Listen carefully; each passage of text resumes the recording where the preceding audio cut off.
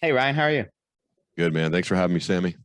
Of course, man. I really appreciate your time here. And for those of you who haven't listened to Ryan before or not familiar with Welcome to our Learning Leader Show, tell us a little bit about yourself. So, in regards to the podcast, for the last 7 years, I've recorded more than 450 episodes of my podcast, The Learning Leader Show. It started as a personal PhD program because I had gone back to school while I was a working professional to get my MBA. And that was a long process. Not all of it was very fun because when you're going back to formal education, they tell you the classes that you have to take in order to get the certificate, the graduate degree or the undergraduate degree. So I considered going back to school again, actually, Sammy, but it decided that I would rather create my own form of a school. And instead of being forced to take certain classes, I'd rather choose my own professors and do that in the form of a podcast, having a long form conversation with a person who I'm really curious about, who I find interesting, and ask them about their story, their life, as well as the knowledge base that they bring. And so I've been so fortunate to get a chance to talk with a lot of my heroes, people who I really look up to in regards to authors and CEOs and Navy SEALs and professional athletes and best-selling authors, things like that. So that's really what has started out of just going after my own curiosity and obsessions with great rigor. And fortunately, now 7 years later, this is what I do full time, and I left corporate America 4.5 years ago. And it's never had that intention at the beginning, just had the intention to try to learn. And I think it's brought me to a pretty fun place. That's awesome because it's a similar path when I spoke with you a year ago to learn some mentorship. And you're one of my heroes of starting the same exact process of I love podcasts. I like learning about it. I always listen to it. And I wanted to start it to get more information, to just dive into your curiosities and eventually leave corporate as well, which is something that I was able to do thankfully last year. And it's just a whole different journey. But like I said, it's a slugfest. It takes a lot of discipline and you got to work on everything outside of the actual interview itself is the prep work, the promotion, all that stuff. How do you put that all together when your corporate day-to-day job was also taking a lot of time because you were scaling up that as well? It was really hard, man. It was a nights and weekends project. Basically, with any free time I was doing it, I would go home for lunch and I would record a podcast over lunch. I would be preparing early in the morning and late at night on the elliptical reading their books in order to prep. So I think it was just doing it basically. It's funny, one of the ways I look at what a kid wants to do is I watch what they choose to do when they have free time. Do they want to go out and shoot hoops, or do they want to play volleyball, or do they want to play video games, or whatever it is they want to do? Because that's how you see what they're passionate about. I'm mainly speaking for these parents who really want their kids to get a scholarship or something, which is asked of my family quite a bit based on what we've done. And I think the same thing is true with adults. What do you choose to do when you have free time? And this is what I was choosing to do, was build out a podcast, build out my own school, my personal school. I was determined and committed to learning in public so that maybe other people could learn along with me and we could build a neat little community of learning leaders. So that's really how I was able to do it. So I think, like, when you love something and go to bed thinking about it and you wake up thinking about it, that's a really good signal that you're on the right track of something that you want to do. And I lost money doing my podcast for 3 years. I didn't out earn my expenses for the cost of a podcast. As you say, it's not free to do it. You got to upload, you got to have equipment like you have, all this stuff. To me, it was built out of love and built out of curiosity, an obsession of wanting to learn from these thoughtful people. And now it's pretty cool that it gets to be like the central focal point, the foundation of my business. Yeah, that's awesome and totally true. But your whole concept, the learning leader, is a great one because I feel like when people get into leadership, they're like, oh, I have to have all the answers. When that's not always true. You always have to figure out what's going to happen just so that you could show vulnerability. Plus, also, you don't want to just lie and lead people blindly. What are the other characteristics you would say of becoming a great leader and how can you build that? Yeah. So I think I learned this early on from one of my great guests named Kat Cole. And Kat Cole, if you want to go down the rabbit hole of her story, it's amazing. And I would urge you to, but this is episode 78. So it was 5, 6 years ago. I think the most productive leaders, the ones who are useful for their business and for other people and for families, have a combination of a few things. On one side, and think of like an equal scale, on one side, They have a high level of confidence, and they're courageous. So they can stand up for what they believe in. They are convicted in those. They've built up confidence through stringing together moments of things going well. So that helps build confidence through preparation and execution and doing the work. That builds confidence. But then equally balanced on the other side, they're both very curious and quite humble. And that kind of balances itself out because they're curious to say, I don't have it all figured out. I'm going to go out there and try to learn, to grow, to understand things better. What's a better way to get this thing done? They're also humble enough to reach out to the people around them and say, hey, I need you. I need your help. I need your expertise. I need your work ethic. I need you. And so when you find that person who's got this equal balance of courage and confidence, because I don't know about you, Sammy, but I've never followed someone who lacks confidence. And maybe people don't love to hear that, but that to me is a fact. If I think about every leader in my life, football coaches, in college professors and bosses, if they lacked confidence, they didn't have a line of followers behind them. So courage and confidence, right? That's big. But then equally important is this curiosity about the world, about finding a better way to do things, to get things done, and the humility to reach out to others, to seek out knowledge from those who maybe have figured out a better way, and the willingness to then put that into your game. So those are some of the qualities that I would say in the most productive leaders. That's what they do. I agree. Yeah. You have to have a belief that you can control things and you can do things so that people will believe in you and follow as well. Yep. But was that something that you talked about, Cat Cole, and you talked about episode 78, but you've been a quarterback in high school and in college. And to me, point guard in basketball, but quarterback in football is like the pinnacle of leadership in any sport. You control everything. Was that something that, as you were doing as a younger kid, was that something that you just developed leadership? Is your style changed from starting quarterback to sales leader to now podcast host? How has that changed?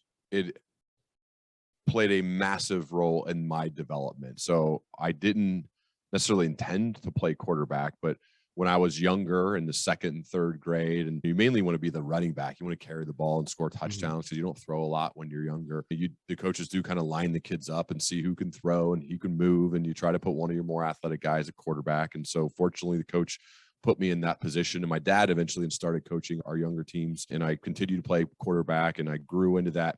I remember vividly though, I was fortunate to play as a freshman on our varsity team at Centerville High School, and a tradition-rich and amazing school with the legendary coach Bob Gregg. And I earned the starting job as a freshman, but I still the primary kind of voice was just calling the play, right? I didn't really coach guys up. I just executed my role and I called the play, and that was about it, because I'm more introverted and I learned let's earn respect through my play and less through my mouth, and keep your mouth shut. And that was the culture of that place. You kind of had to earn it, and it's still that way. But going into my sophomore year, I remember Coach Gregg and assistant coach, our offense coordinator, Ron Allery, pulled me aside and said, you have to find your voice. You've earned it now. They're looking to you. I know you're only going to be a sophomore, but you're the guy. You got to find your voice. Part of being a quarterback is you have to use that voice.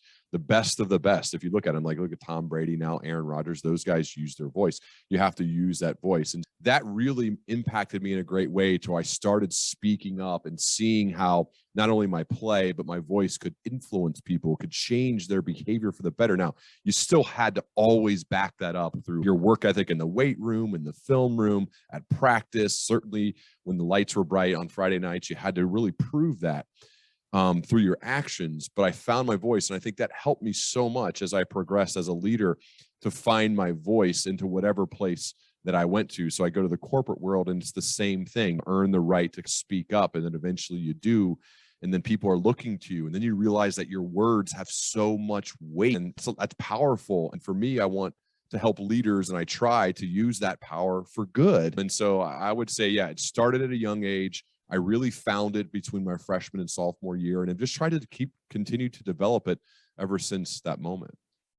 Yeah, and I like that you're grounding yourself first on the results to prove to everybody, hey, I'm putting in the work as well. I'm taking this seriously. It's not just like, I want to figure out how to lead people without knowing anything. How does that change, though, when you go into a new environment? Now you go to college and you have that awesome quarterback battle with now NFL future Hall of Famer Ben Roethlisberger in the same college. And then obviously he wins out, unfortunately for you, but it helps you learn. Now, how do you lead from a position as a backup quarterback, which is also one of the most important positions, but you're not able to show the team that, hey, I can still play with the stats and everything, and then show that level of commitment, obviously. It is definitely different. But at that point, when the guy beats you out, you have to decide what's within my. And so the things that were within my control still, and they still are to this day, are the attitude I bring to the meeting room, right? The quarterback room is a really important place. Like the attitude I bring to that meeting room, the attitude I bring on the practice field, being overly prepared, even though I may not play. And in fact, when Ben's the quarterback,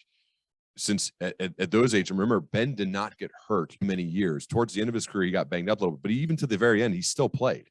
So he's an indestructible robot, and he definitely was as a younger guy. He never got hurt in college. So you have to think about the attitude you bring to the room, the attitude you bring to practice, the attitude you bring to the games. Your preparation has to still be impeccable just for the chance of maybe getting to play. All of that is there as a leader to be there for your teammates. You have to do all of those things. And then though, you usually never reap any of the benefits. You never get any rewards. Nobody cares who the backup quarterback is. If you don't play, nobody cares at all. It's almost like you're not even on the team to the people outside of that building. So that's hard. So eventually I got to the point where my sole goal in my life was to be a Division I starting quarterback.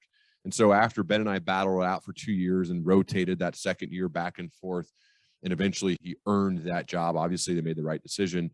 That's when I chose to transfer to Ohio University and finish my career. Again, in another heated quarterback battle with multiple guys, but fortunately got a chance to play and be elected captain my senior year. And because of that, I think that afforded me the opportunity to continue to play football beyond college, which I did in the Arena Football League. So that all those things are, you reach these tough moments, but you still try to show up with the right attitude. You still try to show up with great effort, to be prepared, to be there for your teammates, right? All those things are really important lessons to learn while you're being humbled by the fact that you're not good enough or the other guy is better than you. That's a lot of good learning to happen earlier in your life, especially as you go to college. Like me, this arrogant, overconfident, cocky 18-year-old kid, because I was the man, right? Like a lot of those guys, you come out of high school, you're the man, and then you get there and they're like, no, you're not anymore. This guy's way better than you.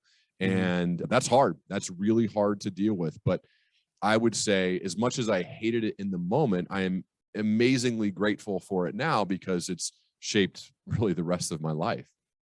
Yeah, and that's a great perspective. Always like you have to zoom out a little bit and figure out how would this help me in the future. But you mentioned preparation multiple times, and even you've mentioned on your podcast the fact that you read on the elliptical the author's books. You do an immense amount of preparation in order to get the best interview possible. A lot of that takes discipline, and to me, and the listeners of this podcast as well, they know discipline is the most important trait to me for any sort of success, because motivation will come and go, inspiration sometimes fades, but discipline will always be there when you have to rely on it. So how do you continuously work to build that muscle and not be like, okay, I can coast a little bit now, or I don't need to necessarily prep as much because I've been doing this for 7 years like you have? So I think part of it, this is also a nature and nurture conversation, because part of it does come from my upbringing. My parents are disciplined people. I just got off the phone with my mom, right? She's at the gym right now. My dad is doing the same thing at his spin class, right? Loves cycle bar. They're still very disciplined now. What they do, they brought us up to be disciplined kids. It was just, we're surrounded by disciplined people. I think that's helpful. I've also then seen what discipline has done for me. And so it helps to look back and to say, okay, this was really started at home, then with Bob Gregg and Ron Olery, and you see the amazing things that can happen because of this trait, because of this choice, because of this behavior. And to me, that's, now I'm almost scared not to be that, because I don't even know if I could identify with who my being is. I think it's just a part of DNA. The combination of all those things, of seeing the results of what happens when you can show up and do the work every single day, even when you don't feel like it, especially on those days, that's been critical to really any of the good things that have happened for me. Yeah, I think once you start to identify yourself as something, then it becomes like, okay, you have to do this. Like for me, I identify myself as an athlete. I always go to the gym. So it's, even if I don't feel like it, I am a person who goes to the gym. So I just go ahead and do it. It's just it's not a thought anymore. There's not a idea of something that could stop you from doing something that you just define yourself as. I think that's the easiest way to describe it, but it's also like a lot of emotions go into things when they're trying to push you away. So you just have to stay focused on what you're going for. And that brings me to the difference between like management and leadership. So leadership is a lot of talk. It's talked about a lot. It's talking about more like senior level. Sometimes it's talked about as you're always learning and helping people grow. Whereas management is more, not micromanaging, but you're more managing tasks rather and processes rather than like people and letting them grow. Your podcast is The Learning Leader. Your first book, Welcome to Management, something that I really loved when I first became a manager in corporate, was teaches you a lot of that as well. Where would you find the balance between the two so that maybe if you're trying to become a manager, maybe you're a team lead in corporate now, or maybe you're just trying to improve your leadership skills, how can you balance the two tasks of being able to manage people and processes versus letting people grow as a leader? Management is a title. Leadership is a choice. You choose to lead, and it regardless of your title. Management is my first management role was you are a regional sales manager. Now, I still had to choose to be a leader, and I chose to go for the job to become a manager, but management's a title. So I think it's important to delineate there, right? That leadership you can choose to be a leader as an individual contributor or a CEO or everything in between, or you can choose not to be, but you could still have the title. And compliance can be commanded, commitment cannot. So great leaders are the ones who, through their actions and their care and their diligence and their discipline and their effectiveness, that's how you can earn people's commitment to follow you, right? And management's not a bad thing. It's just a word. It's different. Whereas managers, I think it's important to be good operationally. It's important to understand the system with which you're managing in. It's important to understand the dynamics around the company or the place you are from a management perspective. All of those things are super important. They're just different. And I think as you're working to build a career, it would behoove you to get good at both of them, because we've all can picture that boss who, yes, they were your manager because they're above you on the org chart and they could fire you. Yeah. And so you'll comply, right? You'll comply just long enough to them. If they're not a good leader, you'll comply long enough until you find something else, versus the amazing leaders who also are your managers, but the amazing leaders who you choose to commit to because of who they are, because of how they behave, because of what they do. That's what I'm pushing people to try to become, that type of person. The first book's focused on this initial leap from individual contributor to management. And the second one here, The Pursuit of Excellence, is all about the most important person in the world to lead, which is yourself. Leading yourself first has to happen before you're ever going to have a chance to be good at leading anybody else. I 100% agree, because it's part of that self-accountability. It's part of knowing how to figure out how you can succeed so that you could prove to others that they can follow your path and kind of do the same. Talk to us a little bit about The Pursuit of Excellence. I know that by the time this episode comes out, it'll have just been released. So I will be grabbing my own copy soon and hopefully learning a lot. But for those who haven't done it yet, tell us a little bit about The Pursuit of Excellence and what spawned the idea of creating that book. I was having a conversation. I've been thinking about excellence for a long time. One of my foundational questions I ask on my podcast is, what are the commonalities you found among leaders who have sustained excellence over an extended period of time? So I like the thought of people who are able to sustain this level of performance over time. So I've really gathered hundreds and hundreds of world-class answers to that one question. I've combined those answers with some of the stories from my own life.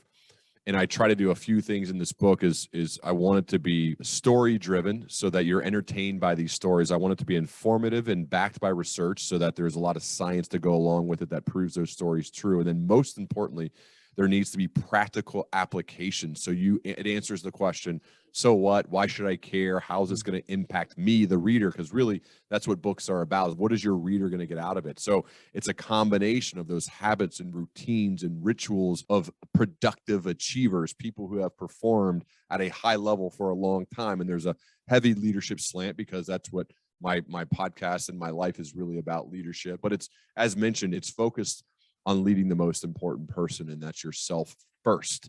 of what you can do, the practical application for ideas, for frameworks, for ways of thinking, for behaviors, for routines and rituals that you could implement into your life, so that hopefully when you get done reading it, or even if you even choose to read certain sections or chapters of it, have great takeaways to implement, and it actually changes the trajectory of your life because of something that you read. That's my hope.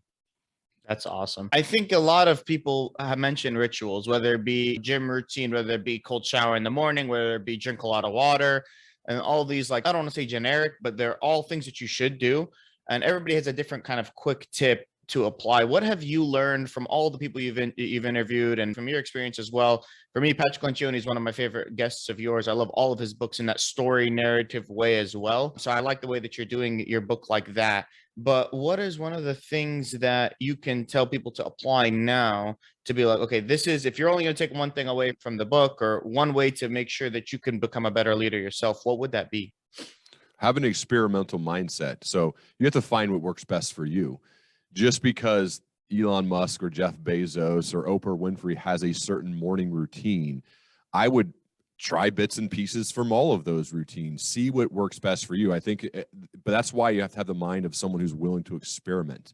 One of the I think most effective ways to figure out, okay, what should my routine be, or my behaviors, or what ritual should I implement, is to be willing to try and fail at the ones that are not for you and figure out what's best for you. Maybe cold showers are not for you. Maybe waking up early is not for you. Maybe it is.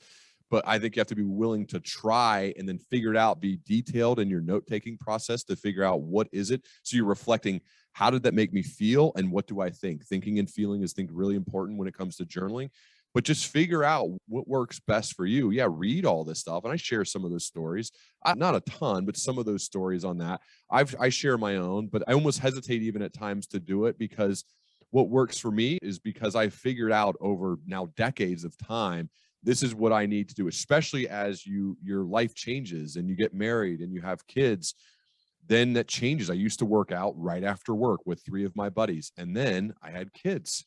Right. And at that point, if I didn't work out early in the morning, it was really tough, because your life changes like that. You want to be there for them at night after you get done working. So things like that, where your routine has to shift and change based on life circumstances, where you still figure out what works best for you based on your life and what you want. So I think the overarching theme is experiment, try different things out. What works best for you? It says you get hurt and you ice this thing. Maybe icing doesn't work on your body, or you got to drink water. I mean, hydration probably works, but regardless of what the thing is, I'd be willing to try a bunch of different things, figure it out, journal on that, and then say, okay, I've gotten into my rhythm of this is how I'm most productive and how I feel best in order to do good work, hopefully to help other people.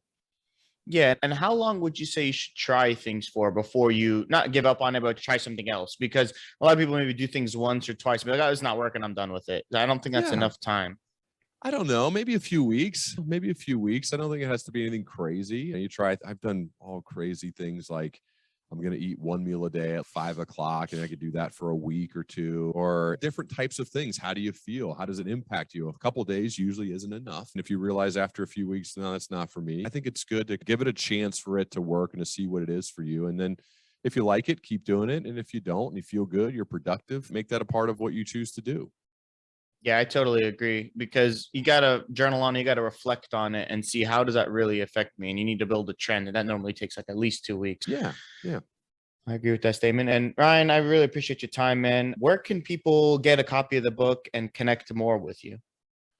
Wherever books are sold. Amazon is where most people buy books now, but it's everywhere. And then my website is learningleader.com, same as my podcast called The Learning Leader Show. So everything you'd like to find out about me is on learningleader.com. And the book, The Pursuit of Excellence, is Amazon, Barnes and Noble, wherever books are sold.